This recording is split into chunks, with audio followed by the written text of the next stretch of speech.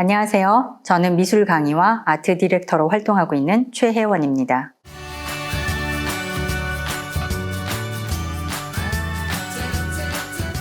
오늘은 20세기 현대 미술계의 대표적인 후원자, 컬렉터인 패기 구겐하임에 대해서 이야기하고자 합니다. 현대 미술의 메카로 불리는 뉴욕에는 유명한 대형 미술관들이 굉장히 많습니다. 여러분들이 잘 아시는 메트로폴리탄 미술관, 모마라고 불리는 현대미술관, 그리고 오늘 이야기할 구겐하임 미술관입니다. 정확한 명칭은 솔로몬 구겐하임 미술관입니다. 스위스 출신인 유대인 가문으로 미국으로 이민 온 철광사업자, 광산 재벌인 솔로몬 구겐하임이 평생에 걸쳐서 수집한 현대미술품들을 기반으로 세워진 미술관인데요. 주로 추상미술이나 비구상 계열의 현대미술 작품들을 전시하고 있는데요. 독특한 외형의 미술관 건축물로도 더 유명하다고 할 수 있습니다.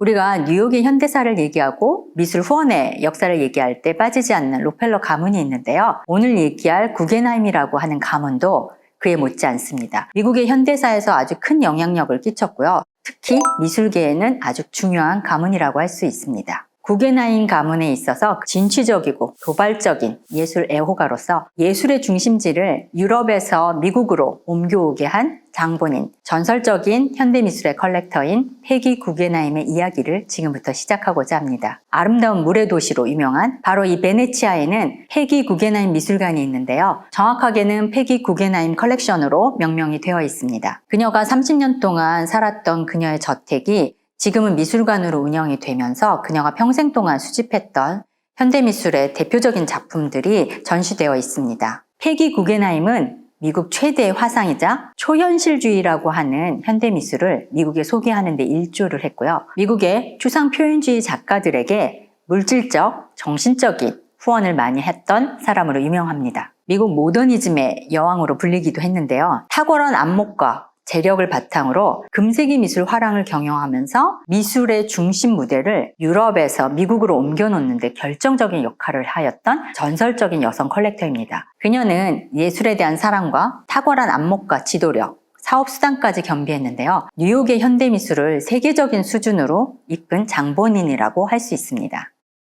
패기 구겐하임의 일생에 대해서 잠깐 살펴보도록 하겠습니다. 그녀는 뉴욕 구겐하임 미술관의 설립자인 솔로몬 구겐하임의 조카이기도 한데요. 바로 그의 아버지가 이 솔로몬 구겐하임의 4살 터울의 남동생이었습니다. 여러분들 타이타닉호 사건을 아시죠? 1912년 4월 14일에 침몰한 타이타닉호 사건인데요. 이 사건으로 그녀의 아버지인 벤자민 구겐하임이 사망을 했습니다.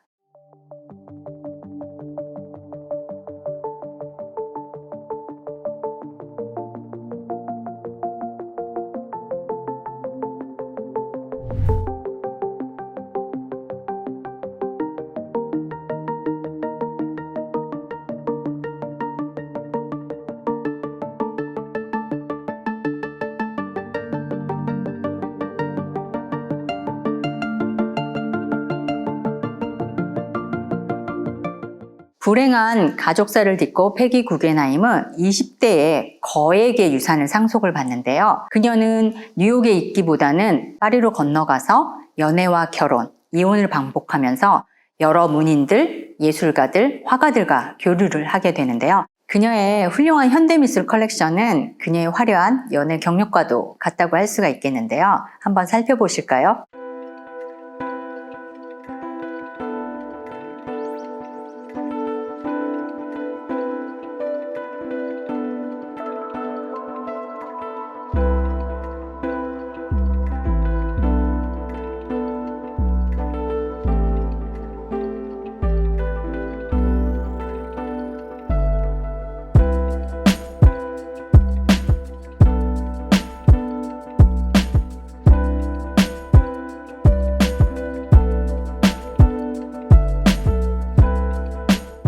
그녀의 컬렉션 목록에는 그녀의 애인들의 작품은 물론이고 자코메티와 파울 클레, 피에트 몬드리안, 조르조 데 키리코, 살바도르 달리, 르네 마그리트, 바실리 칸딘스키 등 그야말로 20세기 서양미술사 그 자체라고 할 만한 쟁쟁한 이름들이 올라가 있습니다. 제2차 세계대전이 일어났을 때 당시 유럽에서는 추상미술, 초현실주의 작가들, 야수파의 작품들은 나치즘에 의해서 모두가 다 퇴폐미술로 배척을 당했던 미술이라고 할 수가 있는데요. 페기 구겐하임은 이러한 작가들의 작품을 미리 알아본 그런 안목의 소유자였던 것이죠. 페기 구겐하임은 20대 때 파리로 건너갔다고 아까 말씀을 드렸는데요. 이후 1930년대 후반에는 나치의 유럽 대륙 점령을 피해서 런던으로 이주하기도 했습니다. 이때 그는 첫 번째 갤러리인 구겐하임 진느를 열었는데요.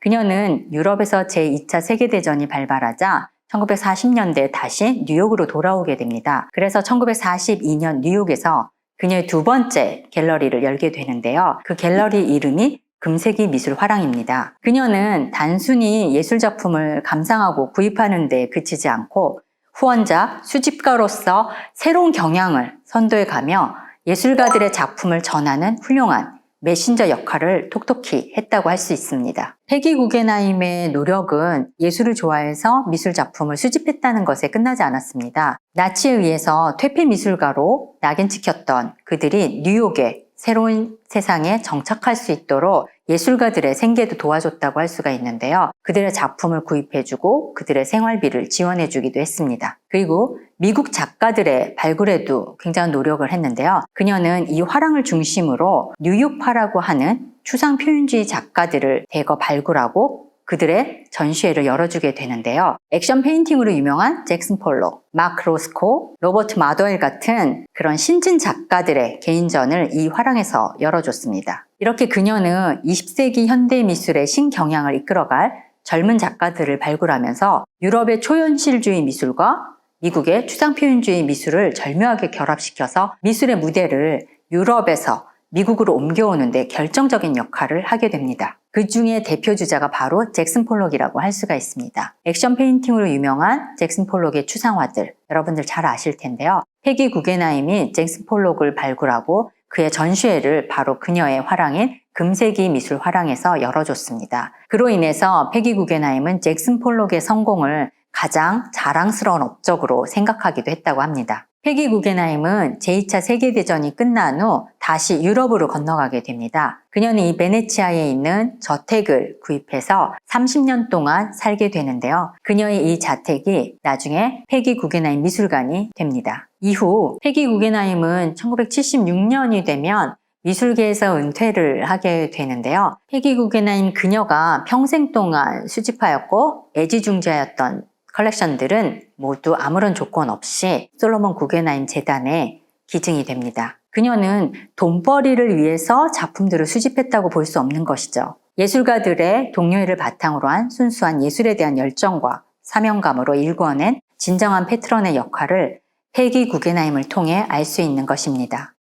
뉴욕에 있는 구겐하임 미술관의 설립과 그 배경에 대해서 잠시 설명을 드리도록 하겠습니다. 솔로몬 구겐하임 뮤지엄이라고 명명이 되어 있는데요. 바로 이 솔로몬 구겐하임 재단은 1937년에 설립이 됩니다. 광산 재벌이자 철강 사업가인 솔로몬 구겐하임은 추상미술에 관심이 많았었습니다. 그래서 비구상 회화들을 모으기 시작을 했는데요. 바로 이 작품들을 기반으로 해서 솔로몬 구겐하임 미술관이 설립이 되고 그 재단이 만들어지게 됩니다. 1939년에 솔로몬 구겐하임은 추상미술을 중심으로 한 미술관을 뉴욕에다가 열었었는데요. 소장품들이 굉장히 많아지니까 더 큰 미술관이 필요하게 됐죠. 1943년 미국의 유명한 건축가죠. 프랭크 로이드 라이트에게 구겐하임 미술관의 설계를 의뢰하게 됩니다. 뉴욕의 중심지에 이 독특한 외형의 현대미술관은 1959년 10월 21일에 개관을 하게 됩니다. 그런데 안타깝게도 벌써 그 이전에 솔로몬 구겐하임과 프랭크 로이드 라이트는 별세를 하게 돼서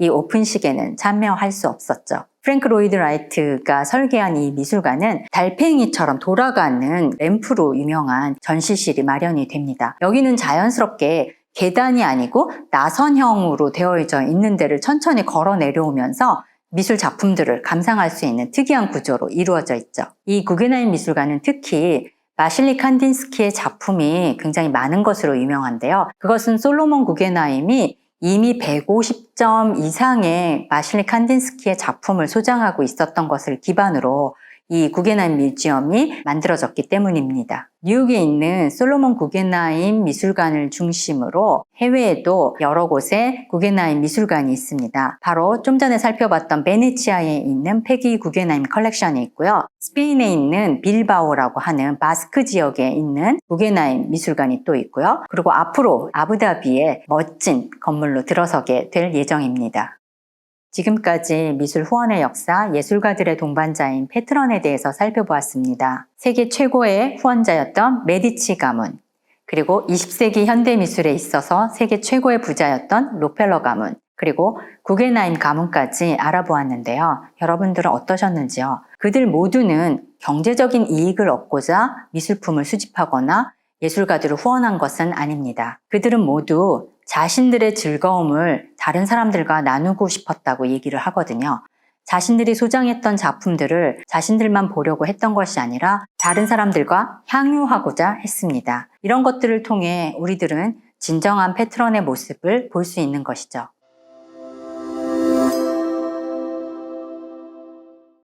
성남문화재단 아카데미에서는 남녀노소 전 연령층을 위한 다양한 실기 강좌 프로그램은 물론 감상, 입문 강좌들이 있습니다. 자세한 내용은 성남문화재단 홈페이지를 참고해 주시기 바랍니다. 지금까지 최혜원이었습니다. 고맙습니다.